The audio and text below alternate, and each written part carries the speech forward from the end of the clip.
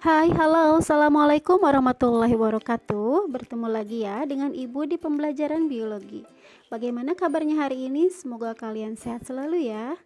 Materi yang akan kita pelajari sekarang adalah tentang daur biogeokimia.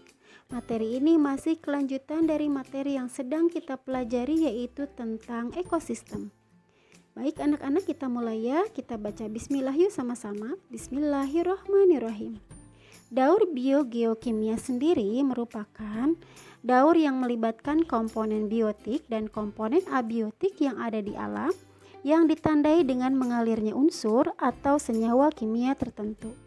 Manfaat daur biogeokimia adalah karena daur ini melibatkan unsur penting seperti karbon, air, oksigen, fosfor, dan nitrogen, maka daur ini ketika prosesnya kembali lagi ke alam dapat digunakan oleh makhluk hidup untuk menyusun sel, jaringan tubuh, serta untuk menghasilkan energi. Daur biogeokimia terdiri dari 5 jenis ya. Yang pertama ada daur air atau daur hidrologi. Yang kedua ada daur karbon. Yang ketiga ada daur sulfur atau belerang. Yang keempat daur nitrogen. Dan yang kelima ada daur fosfor. Kita bahas satu-satu ya. Yang pertama ada daur air atau hidrologi. Merupakan perpindahan air antara daratan, perairan, dan udara atau atmosfer. Prosesnya diawali dari yang pertama, air laut menguap menjadi uap gas karena panas matahari. Kemudian terjadi kondensasi dan terbentuklah awan. Kemudian turun hujan ke permukaan laut. Yang kedua, air laut menguap menjadi gas karena panas matahari, kemudian terjadi evaporasi, air bergerak oleh tiupan angin ke darat dan terbentuklah awan.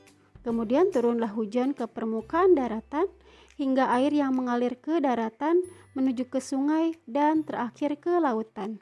Yang ketiga, ketika air laut menguap menjadi uap gas karena panas matahari, kemudian terjadi proses sublimasi hingga terbentuk awan yang mengandung kristal es sampai turun salju. Salju kemudian mengalir ke sungai dan menuju ke lautan. Yang kedua ada daur karbon.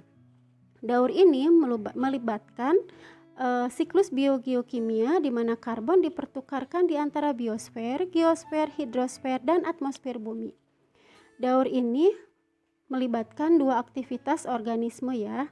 Aktivitas yang terlibat antara lain respirasi, dekomposisi makhluk hidup yang sudah mati, pembakaran batu bara, kemudian dari asap pabrik. Sedangkan aktivitas dari alam meliputi erupsi vulkanik.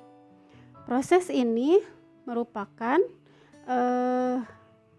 karbon dioksida yang digunakan oleh makhluk hidup untuk proses fotosintesis hingga menghasilkan amilum dan oksigen.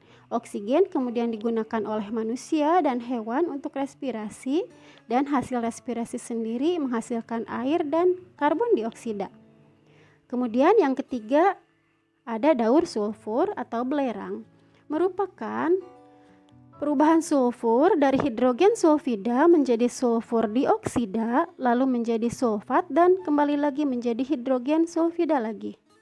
Prosesnya dimulai dari dalam tanah, yaitu ketika senyawa sulfat diserap oleh tumbuhan. Kemudian tumbuhan dimakan oleh hewan dan manusia, sehingga sulfur akan berpindah dari tubuh manusia, kemudian senyawa sulfur akan dikeluarkan melalui gas buangan yang dilepaskan ke udara. Kemudian sulfur sendiri di dalam tanah merupakan senyawa sulfat yang diserap oleh tumbuhan, dan di udara sulfur berbentuk gas, kemudian akan memicu terjadinya hujan asam. Hujan asam yang jatuh ke bumi akan dipecah lagi menjadi ion sulfat dan akan kembali lagi diserap oleh tumbuhan. Yang keempat adalah siklus atau daur nitrogen, merupakan konversi senyawa yang mengandung unsur nitrogen menjadi berbagai macam bentuk kimiawi. Proses ini melibatkan fiksasi nitrogen, mineralisasi, nitrifikasi, dan denitrifikasi. Tahapannya dimulai dari transfer nitrogen dari atmosfer ke dalam tanah. Selain air hujan yang membawa nitrogen, penambahan nitrogen di dalam tanah terjadi melalui proses fiksasi nitrogen yang dilakukan oleh bakteri tertentu, seperti bakteri Rhizobium dan Acetobacter. Nitrat yang dihasilkan oleh fiksasi biologi tadi digunakan oleh tumbuhan, kemudian dirubah menjadi molekul protein, dan kemudian diuraikan ketika makhluk hidup itu sudah mati, dirombak menjadi amonia. Proses ini disebut dengan amonifikasi. Yang kelima adalah daur fosfor. Daur fosfor merupakan perubahan fosfat dari fosfat anorganik menjadi fosfat organik dan kembali lagi menjadi fosfat anorganik secara berkesinambungan tanpa adanya jeda. Fosfat anorganik sendiri berasal dari hewan dan tumbuhan, kemudian diuraikan oleh dekomposer menjadi fosfat anorganik. Kemudian fosfat anorganik terlarut di dalam air dan mengendap menjadi sedimen laut.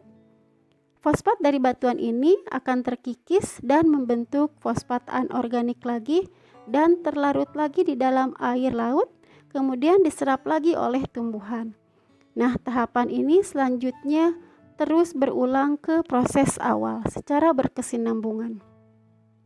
Fosfor sendiri di alam terdiri dari dua bentuk ya, fosfat anorganik dan fosfat organik yang berasal dari tumbuhan dan hewan. Baik anak-anak, setelah mempelajari daur biogeokimia, Ibu berikan lembar kerja untuk pertemuan saat ini ya. Lembar kerjanya kalian buat skema atau gambar tentang proses daur biogeokimia yang terdiri dari 5 jenis tadi. Kemudian gambar yang kalian buat harus semenarik mungkin, diberi warna agar tampilannya lebih menarik. Nah, kalian tetap jaga kesehatan ya. Wassalamualaikum warahmatullahi wabarakatuh.